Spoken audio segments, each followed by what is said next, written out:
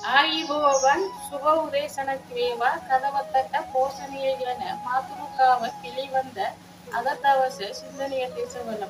කිසිම පුද්ගලයෙක් අපට සාප නොකළ යුතු යැයි අපි නිතරව සිතනවා නම් අප දුෂ්කර තත්වයට සිටිය කිසිම හේතුවක් නිසා අන් අයට දොස් අවරීම හෝ සාප කිරීම නොකළ යුතුය.